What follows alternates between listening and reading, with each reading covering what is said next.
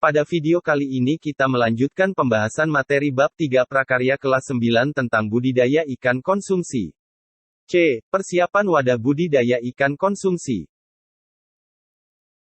1. Pembuatan wadah budidaya, kolam terpal, ikan konsumsi. Berikut ini diuraikan tahapan pembuatan wadah budidaya ikan konsumsi. Pilihan bak terpal plastik hanya salah satu contoh yang dapat diaplikasikan pada lahan luas maupun sempit. A. Perencanaan. 1. Penentukan lokasi pembuatan wadah budidaya ikan konsumsi. 2. Penentukan jenis wadah budidaya ikan konsumsi. 3. Desain dan konstruksi wadah budidaya ikan konsumsi. 4. Penyusunan kebutuhan alat dan bahan disesuaikan dengan ukuran kolam yang akan dibuat. 5. Penyusunan jadwal pembuatan wadah budidaya. 6. Menentukan tugas tiap individu. Berikut bahan dan alat pembuatan wadah budidaya bak atau kolam terpal. Untuk bahan sendiri yaitu terpal, bambu utuh, pipa atau paralon, kawat dan paku. Sedangkan alat yang diperlukan adalah palu, gergaji, golok, skop, cangkul, tang, dan palu besar. Langkah-langkah membuat kolam terpal sebagai berikut. 1. Ratakan tanah dasar wadah dengan cangkul dan sekop, buang kerikil atau benda tajam lainnya yang dapat merusak terpal. 2. Buat tanda berbentuk segi 4 sesuai ukuran terpal dikurangi 1 meter. 3. Tancapkan patok kayu atau bambu atau hanjuang tegak lurus dengan kuat menggunakan palu, sampai benar-benar kuat untuk menahan tekanan air. 4. Siapkan bambu sesuai tinggi kolam 1 meter dengan panjang 4 meter. 5. Pasang dinding pada tiang pancang dengan paku. 6. Lapisi bagian dasar kolam dengan sekam. Kemudian ratakan sekam pada dasar kolam. 7. Pasang terpal menurut bentuk dan ukuran kolam, kemudian pasang bambu di atas patok, terpal dikaitkan sisinya ke bambu dengan kawat. 8. Lubangi sudut terpal dan pasang pipa paralon untuk pembuangan air. Agar tidak bocor, terpal diikat kencang dengan karet ban motor. 9. Pasang saringan pada pipa pembuangan, kemudian tutup dengan pipa. Pembuangan bisa juga menggunakan pompa. 10. Bak atau kolam terpal siap diisi air. 2. Wadah budidaya ikan konsumsi. Persiapan wadah budidaya kolam meliputi pengeringan dasar kolam, perbaikan pematang, pengolahan dasar kolam, perbaikan saluran air masuk dan keluar, pemupukan, pengapuran, dan pengisian air kolam. D. Pemeliharaan ikan konsumsi. 1.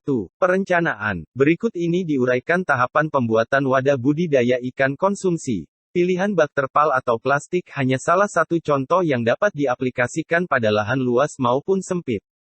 A. Menentukan jenis ikan konsumsi yang akan dibudidayakan. B. Menentukan dan persiapan wadah yang akan digunakan untuk budidaya ikan konsumsi.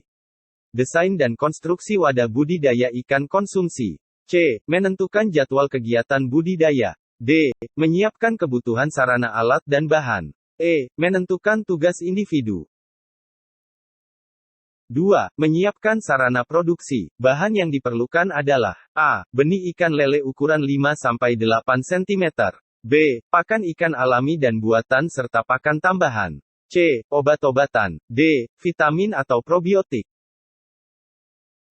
Kemudian alat yang diperlukan adalah A. Timbangan dan penggaris. B. Alat sortir atau baskom grading. C. Seser atau saringan. 3. Proses budidaya pembesaran ikan konsumsi. Pembesaran ikan lele dilakukan sampai ukuran konsumsi. Ukuran lele siap konsumsi adalah 150 gram sampai 200 gram per ekor. Lama waktu budidaya 2,5 bulan sampai 3 bulan.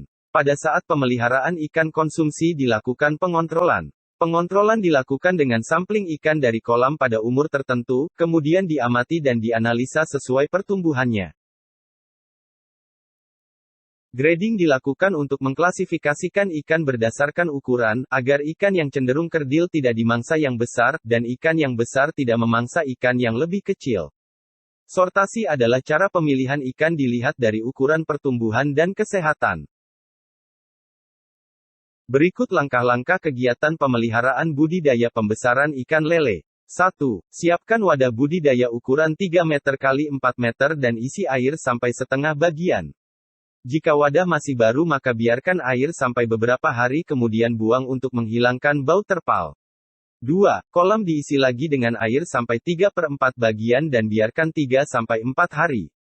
3. Tebarlah benih ukuran 5 cm sampai 7 cm dengan kepadatan tebar untuk kolam ukuran 6 meter tanda kali 8 meter sebanyak 1000 ekor. Penebaran dilakukan pada sore atau pagi hari agar ikan tidak stres. 4. Biarkan benih ikan lele keluar sendirinya dari plastik. Masukkan air kolam sedikit demi sedikit ke dalam plastik agar dapat beradaptasi dengan lingkungan kolam. 5. Pemberian pakan buatan berupa pelet selama 1 bulan dengan dosis 5% sampai 10% dari berat total ikan. 6. Setelah ukuran ikan agak besar maka pakan dikurangi 3% per hari. Berikan pakan tambahan berupa daun, daging bekicot, keong mas, limbah ikan asin, dan sayuran. Hindari pemberian bangkai ayam. Pemberian bangkai ayam sakit dikhawatirkan efek samping yang kurang baik. 7. Pergantian air dilakukan seminggu sekali. Air yang diganti biasanya 50% dari volume air kolam. Lakukan pengontrolan pertumbuhan dengan sampling 2 minggu sekali. Ambillah 10% dari populasi ikan dan timbang hasilnya di rata-rata kemudian kalikan jumlah ikan. Berdasarkan informasi ini maka akan diketahui jumlah pemberian pakan yang akan diberikan. 9. Apabila terkena penyakit cacar, bercak, dan borok maka pisahkan ikan yang sakit dan rendam dengan larutan pK 0,1 ppm atau secara alami diobati daun pepaya dan sedikit garam dapur. Lakukan pergantian air sesering mungkin. 10.